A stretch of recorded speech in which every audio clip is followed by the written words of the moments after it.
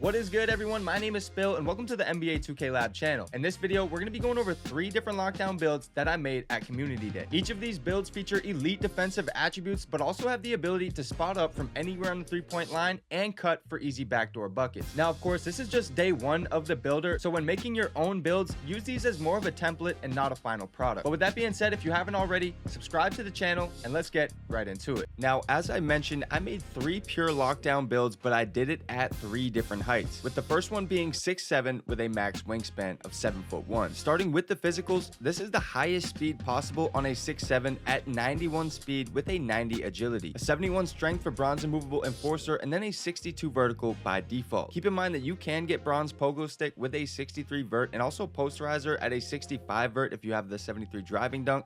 So just a couple things to keep in mind when finalizing your physical attributes. As you can see, we have a 95 perimeter for Hall of Fame challenger out of the box and a 91 steal for gold glove. Add in some cap breakers and you can get 99 perimeter defense for legend defensive badges and a 94 steal for Hall of Fame interceptor. But even without these cap breakers, you can still use max +2s and max +1s to achieve legend badges as well. And then we have enough interior and block for bronze paint patroller. And with the shorter wingspans by default this year, I think being a taller defender will have a decent impact when it comes to contesting shots. The shooting on this build is pretty crazy as well, with an 85 mid-range and an 83-point rating. This is going to give you access to some takeovers, but also just give you more jump shot bases and also badges like Silver Deadeye and Silver Set Shot Specialist, with the potential to put either of those badges to Hall of Fame if needed. For finishing, there's enough for the necessities like Devin Booker dunk package and also an 81 standing dunk for Silver Rise Up, making backdoor cuts a breeze. And you could probably get away with just the standing dunk, but for this build, I went with a 75 and 81. I did give this build a 71 pass accuracy for Silver Dimer and didn't touch anything else. And for this attribute, you might be able to get away with 65 or even 55 depending on how much you intend on passing the ball or just resetting to the open man. And then lastly, I went with a 70 offensive rebound for Silver Box Out Beast. But when considering your max +1s and max +2s, even without cap breakers, this build can get Legend Challenger with your specialization max +1 and then Legend On Ball Menace with your specialization max +2. Those will be permanent once you complete your specialization goals. There will be no season grinding for that. And then with your other badge perks, you can get Legend Glove with your tier 1 max +2 and Legend Slippery Off Ball with your tier 2 max +2. And then you still have even more to work with. So there's just so much flexibility with these badge perks, and as long as you have a few gold badges and a couple Hall of Fame badges, you could bump them all to Legend if you plan it out correctly. This 6'7" build name comes out as a 2-8 mid-range scorer, which is a little underwhelming, but the attributes and scouting report say otherwise. Moving on to the 6'6", this build is very similar but has some big differences. It's still extremely quick with 90 speed and 92 agility. That 92 agility will be enough for pick dodger if you cap break your perimeter defense to at least a 97. But this build has the potential to eventually get 99 perimeter and 99 steal through cap breakers. This build is slightly more future proof than the 6'7", but even without the 10 cap breakers, you could still use 2 from your specialization and get either Hall of Fame Glove or Hall of Fame On Ball Menace, and then +1 or +2 whatever badges you want to get to Legend. Another key thing to keep in mind with this 6'6" is that it has a 75 speed with ball and a 70 ball handle by default, giving this build a little wiggle because you will have access to Zach LaVine dribble style and some other low-end dribble moves. And then again, we have a 71 pass accuracy for Silver Dimer, but I think 65 here might be the play. Now, admittedly, I may have put a little too much finishing on this 6'6" build, and if anything, I would probably just go with 81 standing dunk like I mentioned with the 6'7", but at least I get some valuable dunk package and I'm slightly more versatile when finishing at the rim. This build also gets an 83 3-point for bronze limitless range, which the 6'7" doesn't have, and then I gave this build a 60 offensive rebound for bronze rebound chaser. Now, this build name comes out to be a Clamp Thief with an A+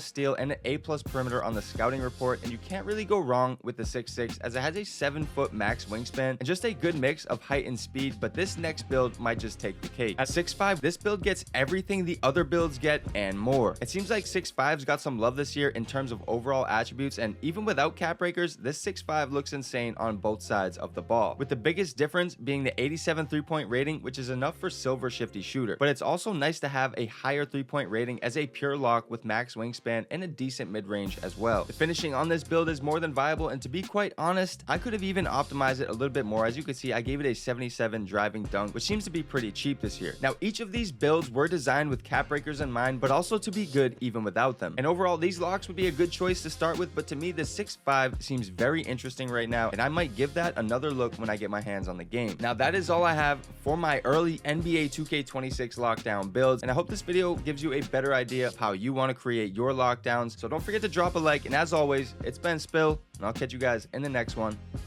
Later.